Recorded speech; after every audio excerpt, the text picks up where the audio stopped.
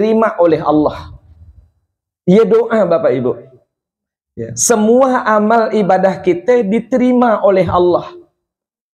Setiap malam habis tarawih kita doakan, Allahumma rabbana taqabbal minna sholatana wa siyamana wa takhasyu'ana wa tadarru'ana wa takhasyu'ana wa tadarru'ana wa ta'abbudana wa tammim taksirana ya Allah ya Rabbal Alamin. Saya mendengar ada seorang ustadz bertausiah, ini doa dia bilang jangan hanya sebatas di bulan Ramadan. Tapi doa ini sepanjang Syawal paling tidak. Setiap hari masih selalu kita sampaikan kepada Allah untuk diterima semua amal ibadah kita, lebih-lebih yang kita lakukan di bulan Ramadan. Ini doa yang pertama Bapak Ibu. Taqabbalallahu minna wa minkum taqabbal ya karim. Yang kedua doanya minal aidin wal faizin. Minal aidin wal faizin. Minal aid. Semoga Allah jadikan kita termasuk orang yang kembali fitrah. Aid itu kembali. Yang dimaksud kembali fitrah. Karena memang aslinya kita itu Bapak Ibu, aslinya kita manusia ini fitrah. Kullu mauludin yuladu alal fitrah. Setiap kita dilahirkan dalam keadaan fitrah. Paling tidak ada 3 fitrah kita Bapak Ibu, yang kita doakan kembali tadi. Yang pertama adalah beriman kepada Allah. Itu fitrah manusia. Beriman pada Allah. Makanya ketika kita berada di bulan Ramadan, yang diseru untuk puasa adalah orang yang beriman. Kalau kita merasa terpanggil dengan panggilan Allah, pertanda di hati kita masih memiliki iman. Kadang iman tuh yazidu wayang kusu, kata Rasulullah kan gitu. Yazidu wayang kusu.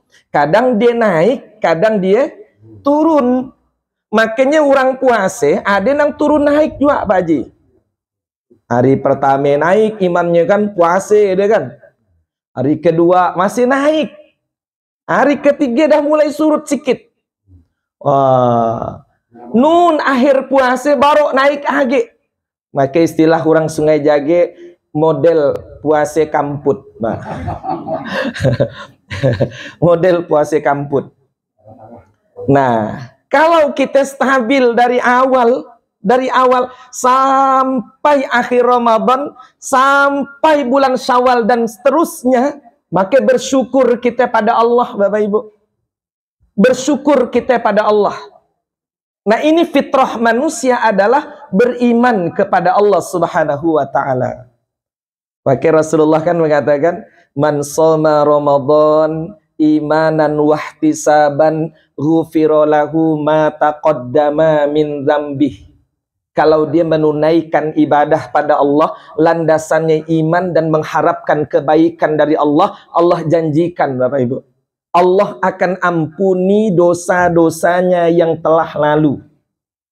Itu satu fitrah manusia, iman pada Allah. Yang kedua, fitrah manusia itu suci bersih tanpa dosa dan noda. Aslinya kita tuh ndak ambil dosa, Pak. Aslinya, Pak.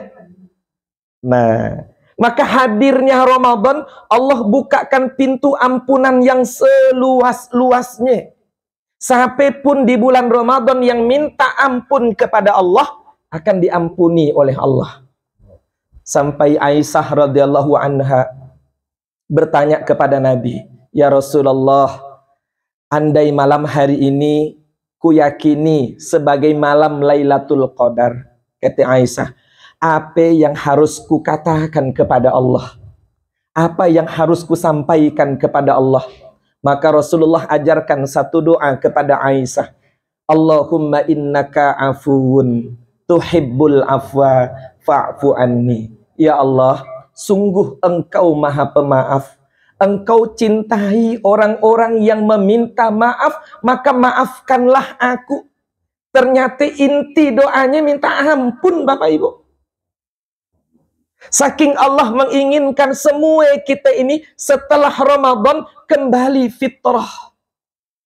Kembali fitrah. Dosa-dosa kita diampuni oleh Allah.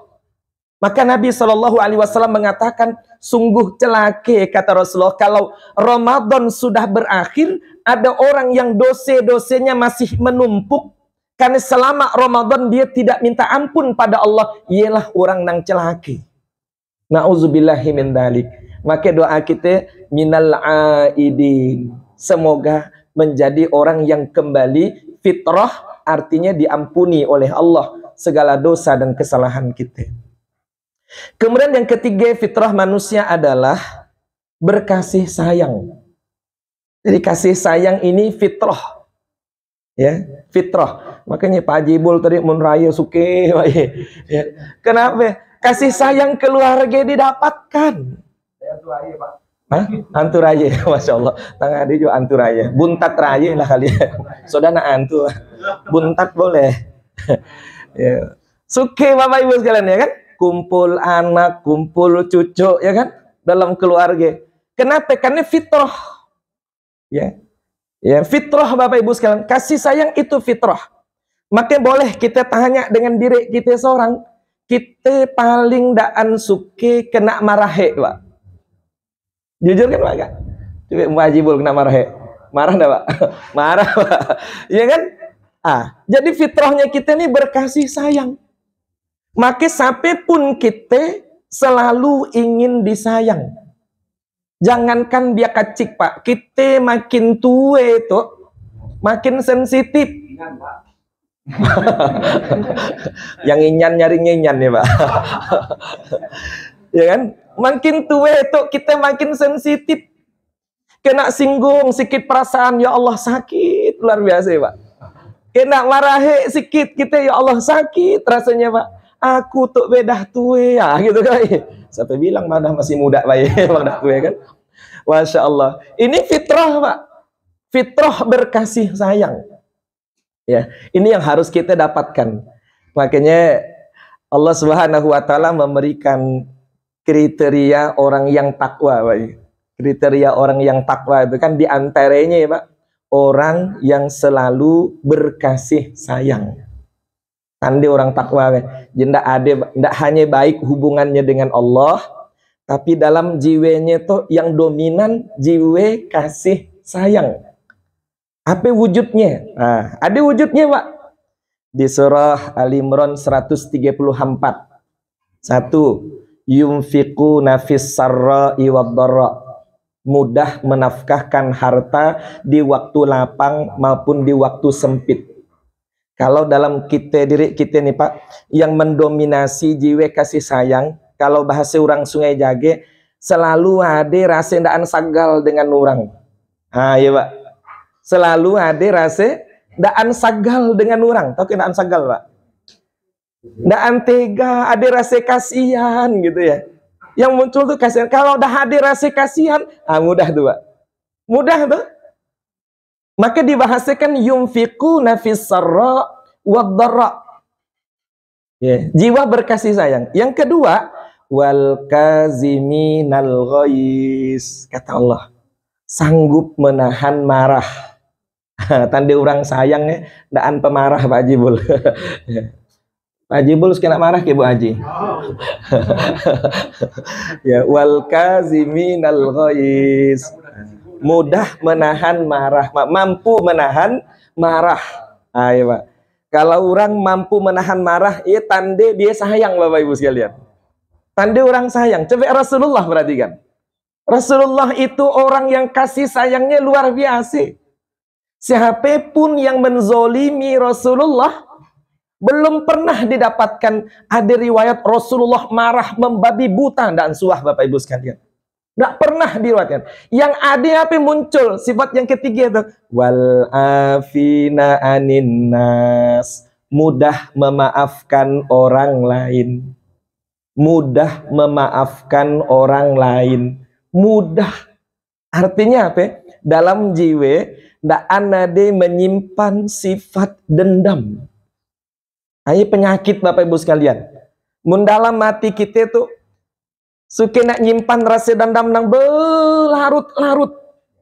Ya sebetulnya ada penyakit yang harus kita tanggalkan Bapak Ibu sekalian. Harus kita hilangkan.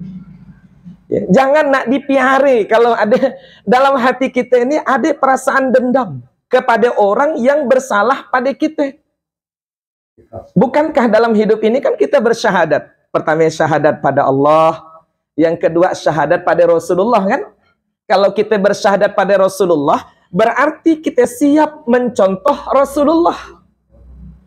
Ya, siap mencontoh Rasulullah. Salah satu sifat Rasulullah itu tadi, mudah memaafkan orang lain kalau bersalah kepada kita.